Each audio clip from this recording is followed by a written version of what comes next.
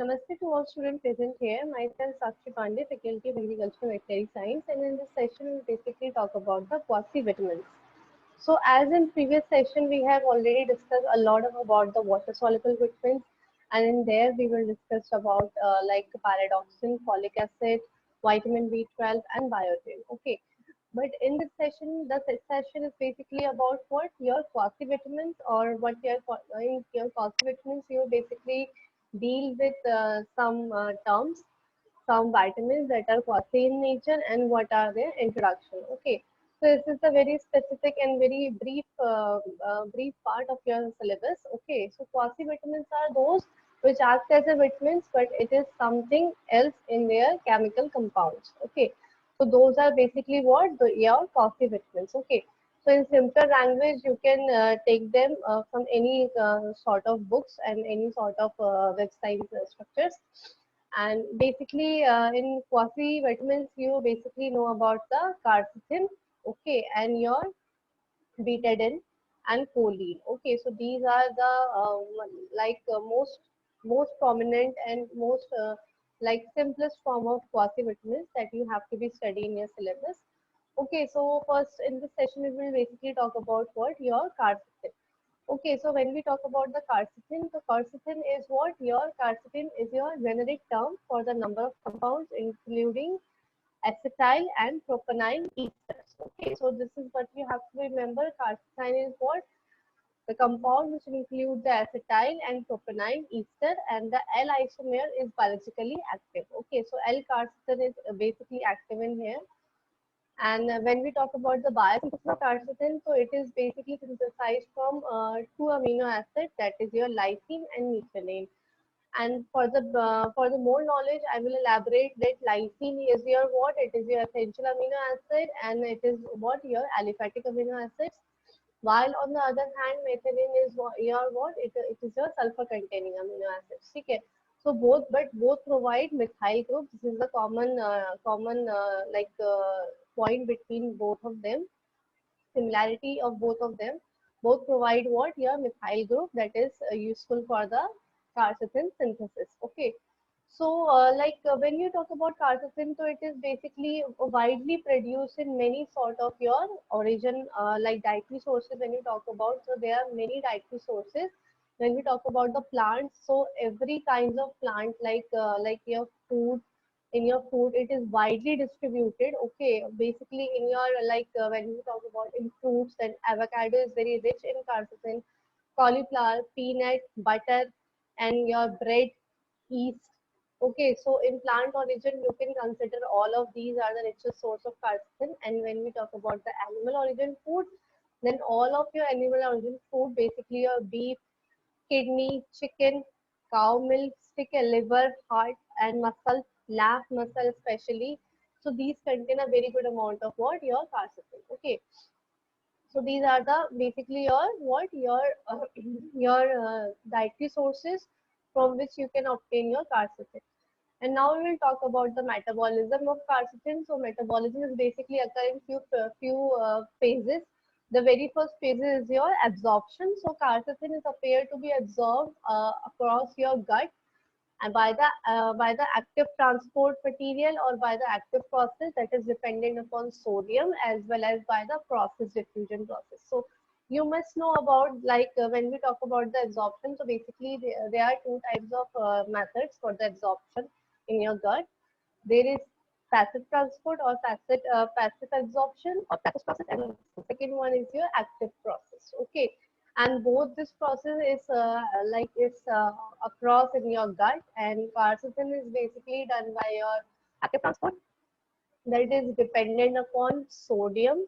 Okay, so if sodium is not present and sodium is there on your body, then maybe your quercetin absorption actively is not be able to done, as well as it is also absorbed by the passive diffusion, but that is dependent upon the various kinds of factor. Okay, so efficiency of absorption appear to be very high, like 53 to 87% of quercetin is likely to be absorbed in your body when you take from any sort of diet. Okay, now how the absorption is done, like when the high doses are absorbed at lower efficiency, appearing in urine and very little appearing feces. Okay, so the uptake of quercetin is what? From the intestinal lumen into mucosa is rapid, and about half of that taken is isolated in that tissue. Okay, so what happened here, like your quercetin is uptake is taken into your intestine, and from the intestine it is regulated, it is like from blood, it is accelerated in all of your tissues or all of your cell. Okay, and it is highly absorbed, so the it has very low efficiency of what excrete out. Okay, because it is highly absorbed in your body, so it doesn't it doesn't excrete out in very high amount.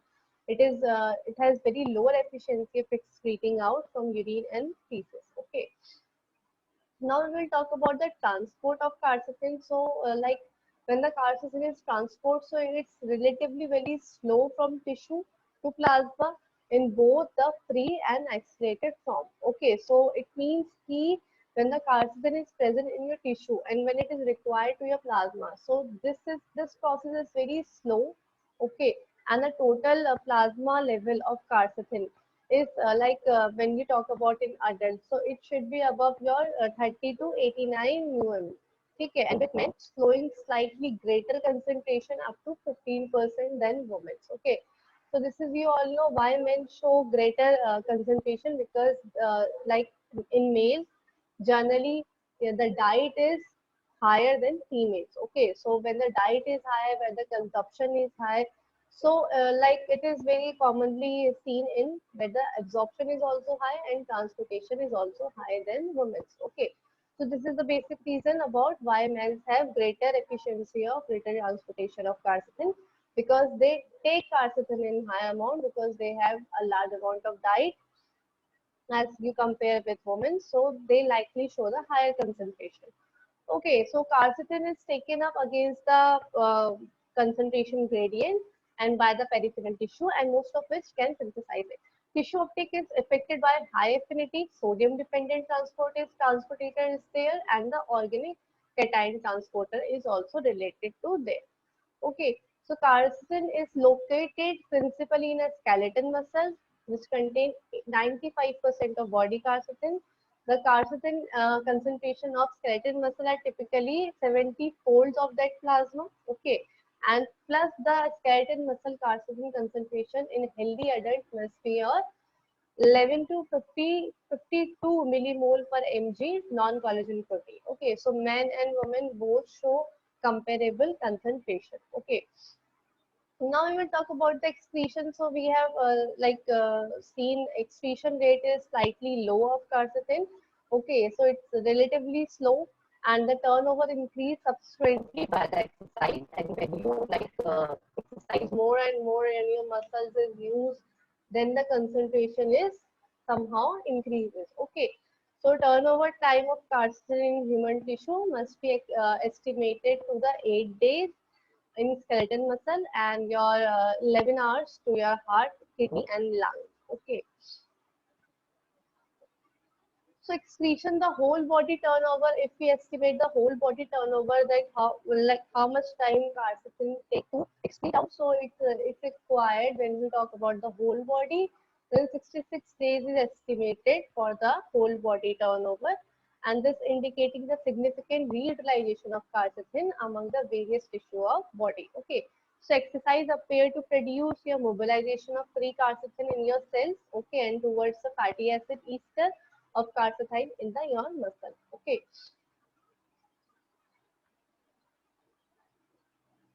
so when we talk about the excretion, so you know that excretion is takes place by the urine or in feces. These are the only two methods that the nutrient is excreted out from the body.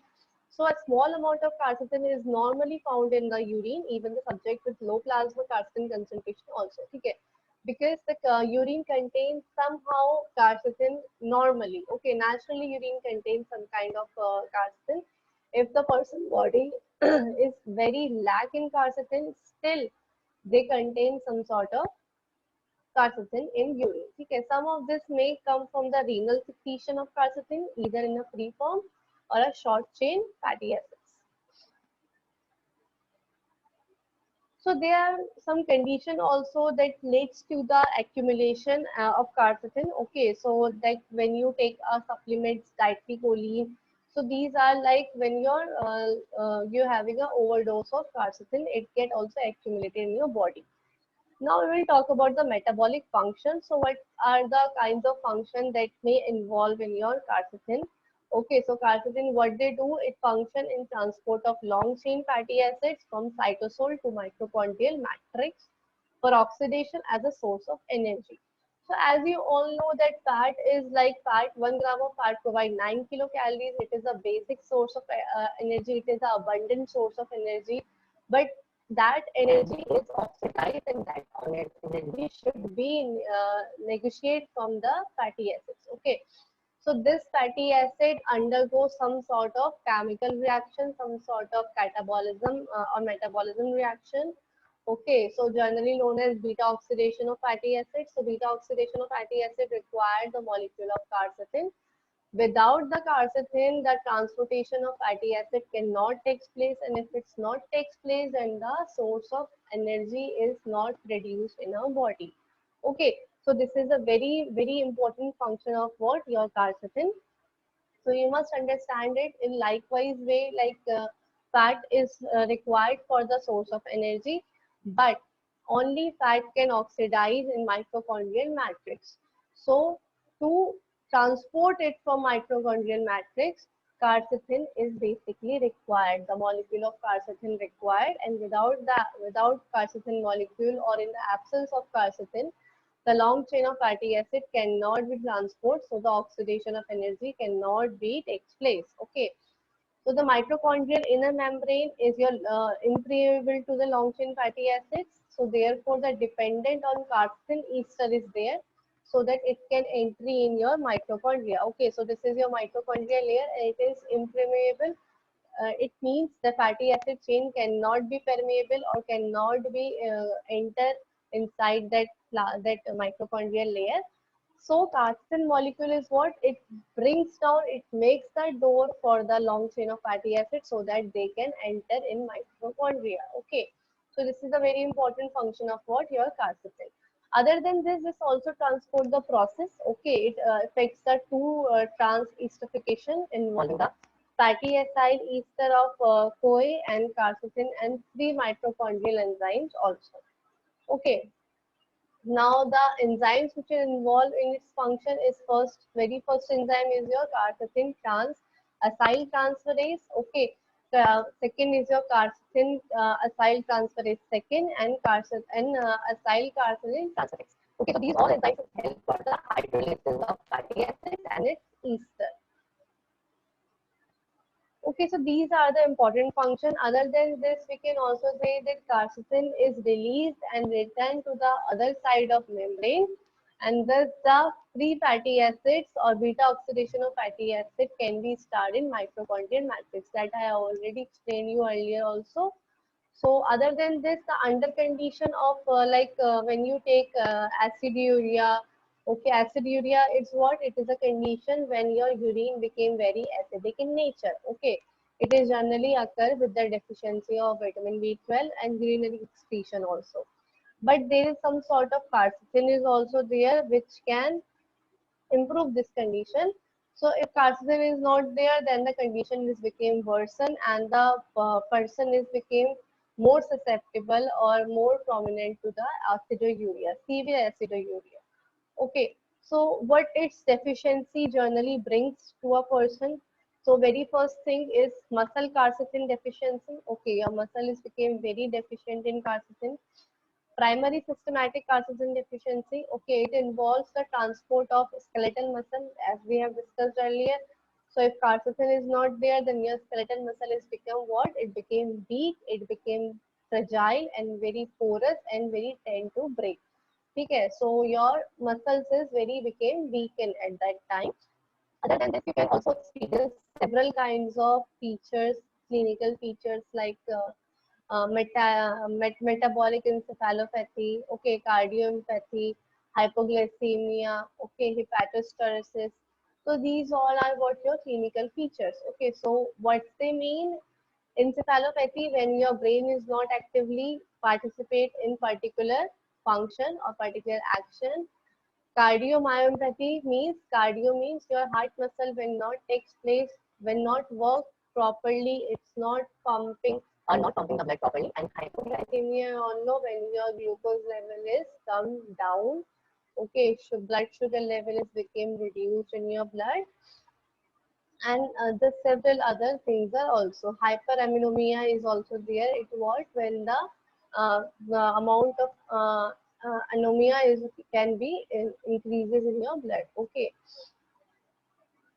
Now the health effect so is basically affects a person muscle, its plasma, show the lipid accumulation, and with the high risk of encephalopathy, weakness, and muscular cardiomyopathy. Okay, and infant and in children is also very much susceptible with this problem, and it can lead to protein energy malnutrition also, because you know that fat is not oxidized, and if fat is not oxidized properly, then it became accumulated and it became it make person obese or became it's malnourished. Okay, so severe protein malnutrition is also seen in patients or basically in infants or in children.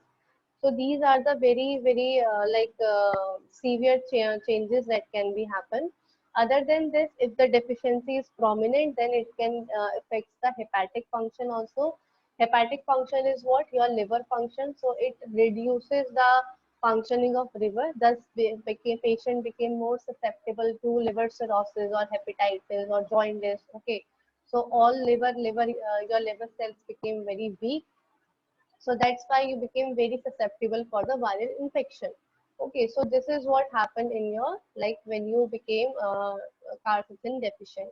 Other than this, renal function is also affect. Okay, so as you know, it normally lost in urine. Okay, almost lost in urine, and the person is became dilate. Okay, the person is became very much your as you can say, it became depleted, and the loss of carcinogen is there and normally lost in urine. So it can give person kidney cramps. Okay, cramps is there, and person became very more susceptible for the dialysis methods. Diabetes can be also arises with its deficiency, and cardiovascular function is also affect because it generally affects the cell wall of your what your heart muscles. Okay, so cardiac muscle is suffer, so that's why the functioning of what your brain, so of your heart is also be suffers. Okay, so these are the possible like deficiency disorder of quercetin. So I guess you're well satisfied with this session, and these are the examples of your quasi vitamins. Okay, so thank you for this session.